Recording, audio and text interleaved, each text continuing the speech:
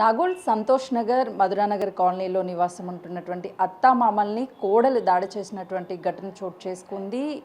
అత్తామామల్ని తల్లిదండ్రులుగా చూసుకోవాల్సినటువంటి కోడలే అత్యంత కిరాతకంగా అత్త మీద దాడి చేయడంతో తన నడుము విరిగిపోయి హాస్పిటల్లో ట్రీట్మెంట్ చేస్తున్నారు. ప్రస్తుతం మామయ్య పసుపులేటి ఆ కోడలు సంతోష్ రెడ్డి ఉన్నారు. అసలు ఏం జరిగింది, తనకి కంటి చూపు గత కొన్ని నెలల నుంచి క్షీణిస్తూ వచ్చింది. ఇప్పుడు పూర్తిగా కూడా తనకు కనిపించదు. దాడి జరిగేటువంటి సమయంలో కూడా తన ముందు దాడి జరిగినా కనీసం ఆ దాడి జరుగుతుందని కూడా తనకి తెలియనటువంటి పరిస్థితి. అది గమనించినటువంటి కోడలు పెద్ద మనుషులతో వచ్చి మాట్లాడాలి అని చెప్పేసి అత్త రూమ్లోకి వెళ్ళినప్పుడు తనని డోర్ కర్టన్ నుంచి కూడా అత్యంత దారుణంగా దాడి చేసినటువంటి ఘటన చోటు చేసుకుంది. ప్రస్తుతం తను ఉన్నారు, మాట్లాడదాం. సార్, ఎప్పుడు జరిగింది ఇది?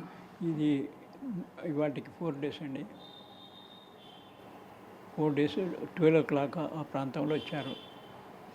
అయితే నేను రిటైర్డ్ టీచర్ని కూడా. ఆమె పెళ్ళైన సందర్భంలో తిరుమలగిరిలో ఉన్నాం మేము. అది తొండా తిరుమలగిరి అని సూర్యాపేట తాలూకా. అయితే ఆ సందర్భంలో మ్యారేజ్ అయింది. ఆ సందర్భంలో వాళ్ళు ఇష్టపూర్వకంగా మంచిగా అన్ని రకాలుగా ఒప్పించుకొని చేసుకున్నారు.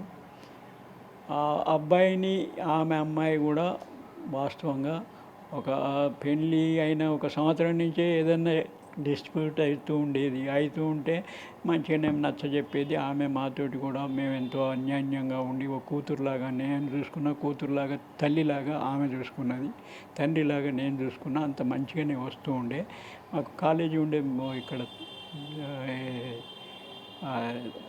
అంటే మీకు ఎంతమంది కొడుకులు సార్? ఆమె పెద్ద కోడలా చిన్న కోడలు? ఆమె పెద్ద కోడలు. అయితే చిన్న కోడలు ఈ అబ్బాయి, చిన్న కోడలు ఈయన భార్య. అంటే లవ్ మ్యారేజ్ చేసుకున్నారా మీ పెద్ద కొడుకు కోడలు? లేదండి, మన అరేంజ్డ్ మ్యారేజే. కానీ ఇక ఒక రకంగా ఏదైతుందో వాళ్ళు ఏ పెద్ద అమ్మాయినో వాళ్ళ పెద్దలు లేకుండానే ఉండే ఆ సందర్భంలో. ఇప్పుడు ఇలా కోటీశ్వర్లు అయ్యేసరికి వాళ్ళు ఆగుతలేరు అంతే. అంటే ఎందుకు మొదటి నుంచి కూడా వీళ్ళ మధ్య గొడవలు ఎందుకు అవుతున్నాయి? దాదాపు 20 సంవత్సరాలు అవుతుంది పెళ్ళి. వీళ్ళ మధ్యన గొడవలు అని అంటే వాళ్ళు మంచిగానే ఎప్పుడు ఆమెకి ఏదైతుందో ఒక ఆస్తి అనే అటువంటి బాగా గ్రీడీనెస్ అన్నట్టు.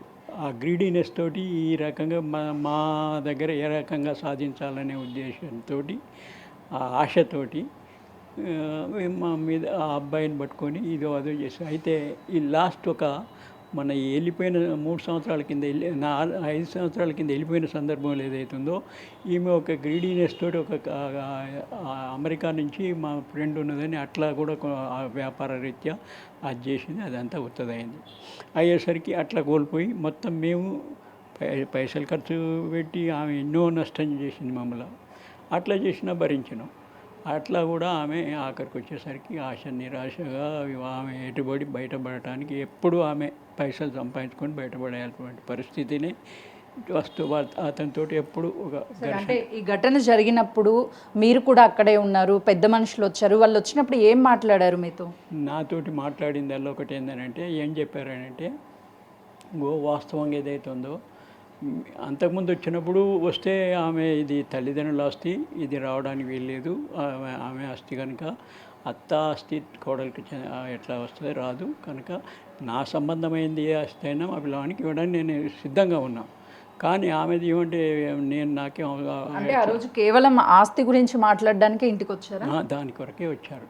అంటే భర్తతో కలిసి ఉంటాను, నాకు భర్తే కావాలి అని అస్సలే మాట్లాడలే. అంతకుముందే మాట్లాడతలేదు, అది నడుస్తూనే ఉంది. పిల్లవాడు పోతే కూడా తోలియలే. ఇది ఆమె వెళ్ళిపోయిన తర్వాత ఎస్కేప్ అయిపోయింది. ఎప్పుడు మొదట పోయినప్పుడు అయితే 5 సంవత్సరాల కింద పోయినప్పుడు ఎస్కేప్ అయ్యి ఈయన ఏమో గుడికి పోతే, ఆయన గుడిపోయిన సందర్భంలో ఆమె వెళ్ళిపోయి అక్కడి నుంచి ఆ ఇంటికాడి నుంచి చక్కగా బస్ స్టాండ్ నుంచి వెళ్ళిపోయింది. ఈయన పోయేసరికి లేకపోయేసరికి అదంతా దాన్ని చూసి అయితే ఆఖరికి ఏదైతుందో సెర్చింగ్ పెట్టి తీస్తే దొరికింది. అంటే ఆ రోజు దాడి చేసేటువంటి టైంలో మీరు అక్కడే ఉన్నారు సార్, ఆ పెద్ద మనుషులు ఉన్నారు, ఎవరు కూడా మీకు చెప్పలేదా? నాకేమో కళ్ళు కనిపించాయి కదనండి. ఆమె ఎటు పోతుంది కూడా నేను చూడలేను కదా, వాళ్ళే అనాలి. అయితే ఆమె ఇక్కడ గలవలు ఉంటే, ఆమె అక్కడ అత్త ఉంటే ఏమిటి అనుకుంటా ఉరికింది. ఏమో పోతుంది ఏమిటి అని నేను అనుకుంటానని నేను సౌండ్ని అయితే గుర్తిస్తే కదా.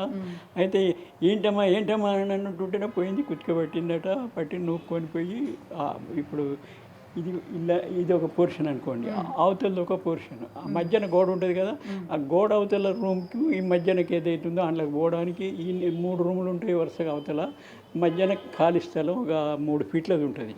ఆ 3 ఫీట్లది అంటే ఇందులో నుంచి నూక్కపోయి అందులో పోయి ఆడ నూకేసిందట. సార్ అంటే నిజానికి అత్తమామల్ని తల్లిదండ్రులాగా చూసుకోవాలి ఈ వయసులో, మీరు కూడా కన్న బిడ్డలాగా చూసుకోవాలి, కానీ ఇలాంటి గొడవలు జరుగుతున్నప్పుడు అక్కడ ఉన్నటువంటి పెద్ద మనుషులు కూడా ఆపే ప్రయత్నం అసలు చేయలేదా? దౌర్భాగ్యులండి, వాళ్ళని తీసుకొచ్చటమే, వాళ్ళని ప్రోత్సహించి తీసుకొచ్చిన పోలీస్ స్టేషన్లో అసలు ఆయన తోలకూడదు. వాళ్ళని తోలుతున్నప్పుడు ఒక కానిస్టేబుల్ని ఇవ్వాలి, కానిస్టేబుల్ ఆడ ఏం జరిగినా కూడా నీ బాధ్యత అని చెప్పి తోలించాలి. ఆయన ఎవరిని తోలించలేదు, వీళ్ళు ఏదైతుందో మేము మాకు ఎదురే లేదని చెప్పి వచ్చేసిండ్రు. మళ్ళీ ఇప్పుడు ఆయన పోలీస్ ఆఫీసర్ కూడా ఇప్పుడు ఆయన పట్టించుకోవడం లేదు, ఎంత జరుగుతున్నాయి. అంటే మీకు ఎలా తెలిసింది అసలుకి మీ భార్య మీద దాడి చేసింది కోడలు ఇవన్నీ? ఇప్పుడు ఆమె నొక్కపోతుంటే ఏడుస్తుంది కానండి, ఆమె నొక్కపోతుంటే ఏడుస్తుంటే అక్కడ కూలబడ్డప్పుడు ఓ మో సస్తినని అన్నది నచ్చింది. ఈయన వస్తే నేను కూడా అన్నా, ఏమి దరిద్ర శకలు చేసినావు, ఏం కథ ఏడుస్తున్నది అది ఇదని అంటే, అక్కడ నేను కూర్చున్న కాడ ఎప్పుడు నేను ఏదైతుందో పక్కకు నేను జపం చేసుకుంటా కనుక సీస పెట్టుకుంటా, దాన్నే కూర్చుంటే జపం చేసుకున్నంతసేపు నీళ్ళు తాగినప్పుడు నీళ్ళు తాగుతా. అయితే ఆడ నేను ఉన్న కనుక వాళ్ళు వచ్చిన సందర్భంలో అట్లనే ఈ సీస అట్లనే ఉంది. ఆడికి వచ్చాట నాకేం తెలియదు కదా ఆమె ఏం చేసేది అని అన్న తర్వాత ఆ సీస తీసుకొని నన్ను కొట్టబోతుందట. కొట్టబోతుంటే ఆ ఫాదర్ ఏదైతుందో గుంజుకపోయిందట. అది సీసీ ఫుటేజ్ తీస్తే తెలిసింది, సీసీ కెమెరాలు ఉన్నాయి, సీసీ ఫుటేజ్లో ఆమె కొట్టబోయేది అది కూడా ఉన్నదట. అయితే అది కూడా సబ్మిట్ చేసిండ్రు అక్కడ పోలీస్ స్టేషన్లో. ఇది సంగతి అండి. అంటే ఆమెను మీరు ఎలా కాపాడారు ఆ టైంలో? ఆల్రెడీ మీ భార్య మీద దాడి జరిగింది, నేనేమి కాపాడలేకపోయినా మేడం.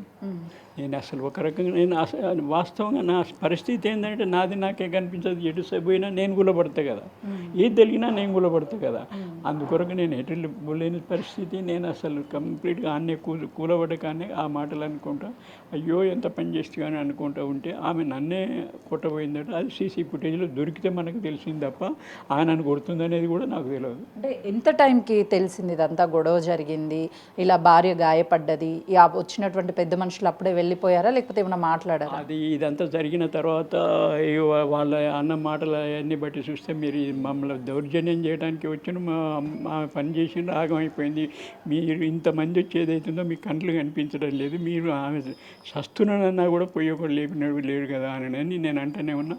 ఇంతలో మా అబ్బాయికి ఎవరో చెప్పిండట, ఈ అబ్బాయి వచ్చిండు.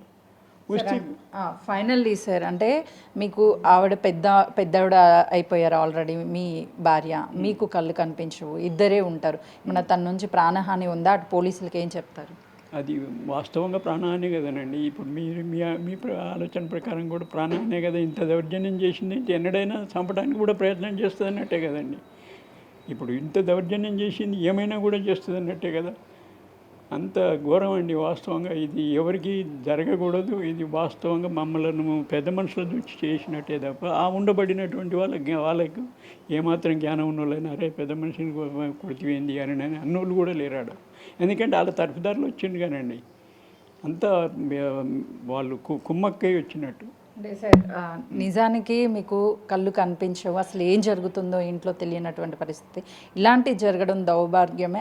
తను కనీసం కనికరించలేదా? మా మామకు కళ్ళు కనిపించవు, అత్త ఏమో చూస్తే పెద్ద వయసురాలు అని కనీసం ఆమె కనిపించలేదా? లేదండి, అసలు ఆమెకు ఆలోచన లేదు. ఆమెకు కావాల్సింది ఏదైతుందో ఏది కోరితే అది కావాలి కనుక దాని కొరకు ఇవన్నీ చేసి మమ్మల్ని ఆగం చేసి సంపాదించకపోదాం అనే ఉపాయం తప్ప, ఆగం చేస్తే భయానికి ఏమైనా ఇస్తారనేది ఉపాయం తప్ప వేరే ఏం లేదు. ఆశ అంతే. తల్లిదండ్రులు అత్తమామలు అనేటువంటి గౌరవం అంతకుముందు లేకున్నా మేము కల్పించి మేము ప్రవర్తించేది కనుక కొన్నాళ్ళు 15 సంవత్సరాలు చేసిందని జీవితం ఆయనతోటి కాపురం. 15 సంవత్సరాలు చేసి చిన్నగా ఎప్పుడూ మళ్ళీ గడికోసారి ఒక నెలలో ఆమె లెక్చరర్గా చేసేది. మా కాలేజ్ ఉన్నదాడ లెక్చరర్గా ఆమె చేసేది, ఈయన కూడా కాలేజ్ మెయింటెనెన్స్ చేసేది. అయితే ఆయన కూడా ఎంఎస్సి బీఈడి, ఈమె ఎంకామ్ బీఈడి.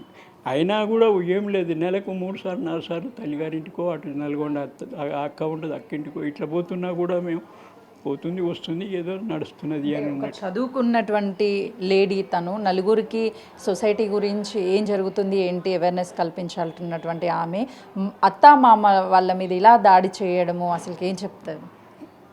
ఇది ఒక వాస్తవంగా ఏదైతే ఉందో అత్యాశతోటి పైసలు సంపాదించాలనేటువంటి దురాశతోటి వీళ్ళని బెదిరిస్తే వస్తాయనే పద్ధతిలో చేసింది తప్ప వేరే ఆమెకి ఏదైతుందో ఇంకా చెప్పాలంటే ఆమె మీకు ఇంతకుముందు చెప్పలేదు కానీ ఆమె ఎన్నో చేసినటువంటిది ఆఖరికి పోయే సందర్భంలో ఆమె ఆశ కొరకు ఏదైతుందో దగ్గర దగ్గర 30 లక్షల రూపాయలు అట్లా నష్టపెట్టిపోయింది.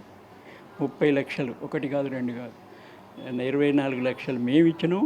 ఇంకా సరిపోకపోతే ఆమె బంగారం కుదోబెట్టి అట్లా చేసి కూడా ఆమె అప్పుడు కూడా ఇక వచ్చి అంటే అమెరికా నుంచి పంపిస్తున్నారు, ఇక నేను కోటీశ్వరాలను అవుతానని చెప్పి అట్లా చేసిపోయింది.